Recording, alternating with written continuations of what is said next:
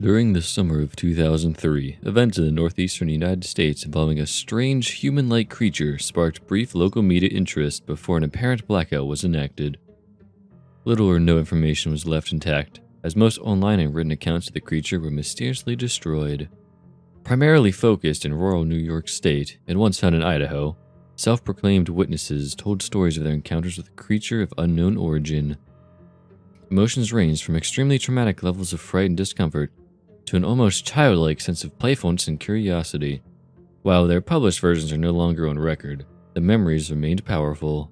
Several of the involved parties began looking for answers that year. In early 2006, the collaboration had accumulated nearly 24 documents dating between the 12th century and present day, spanning 4 continents. In almost all cases, the stories were identical. I've been in contact with a member of this group and was able to get some excerpts from their upcoming book. A Suicide Note, 1964. As I prepare to take my life, I feel it necessary to assuage any guilt or pain I have introduced through this act. It is not the fault of anyone other than him. For once I awoke and felt his presence, and once I awoke and saw his form. Once again, I awoke and heard his voice, and looked into his eyes. I cannot sleep without fear of what I might next awake to experience. I cannot ever wake. Goodbye. Found in the same wooden box were 2 empty envelopes addressed to William and Rose, and 1 loose personal letter with no envelope. Dearest Linny, I have prayed for you. He spoke your name. A journal entry, translated from Spanish, 1880. I have experienced the greatest terror. I have experienced the greatest horror. I have experienced the greatest terror. I see his eyes when I close mine. They are hollow, black. They saw me and pierced me. His wet hand. I will not sleep. His voice. Unintelligible text. A Mariner's Log, 1691. He came to me in my sleep. From the foot of my bed I felt a sensation. He took everything. We must return to England. We shall not return here again at the request of the Rake. From a Witness, 2006.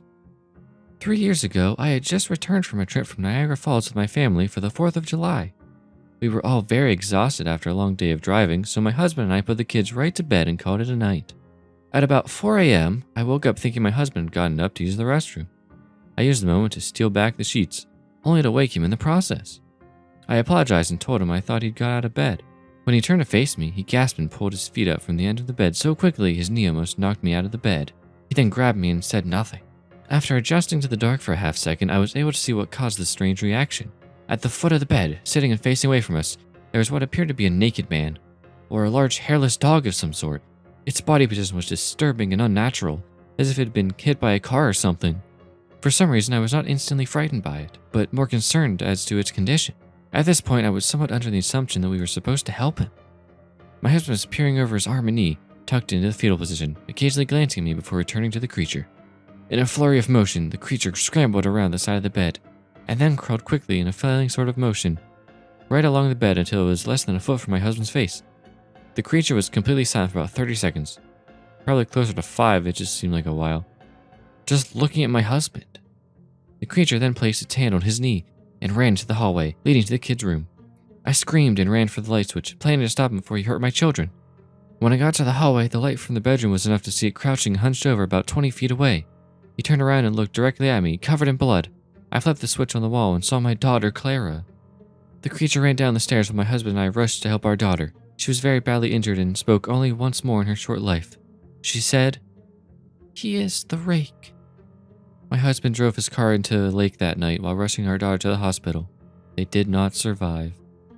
Being a small town, news got around pretty quickly.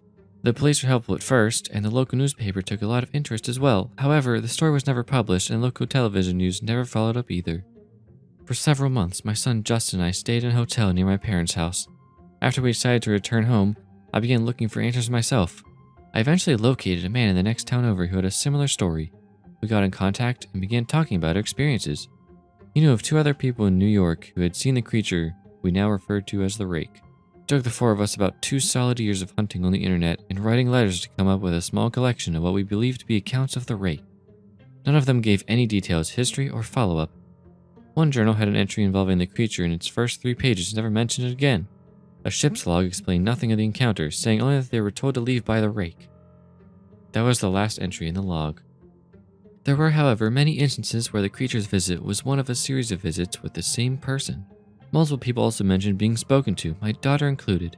This led us to wonder if the Rake had visited any of us before our last encounter.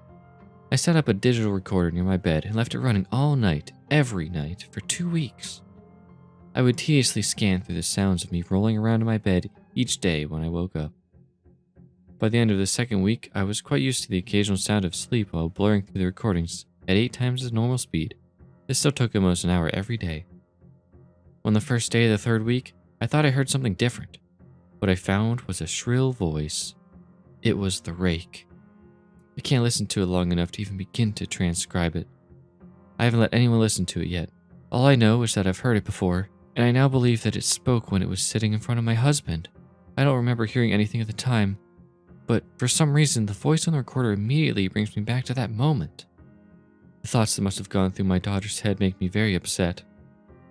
I have not seen the Rake since he ruined my life, but I know that he has been in my room while I slept. I know and fear that one night I'll wake up to see him staring at me.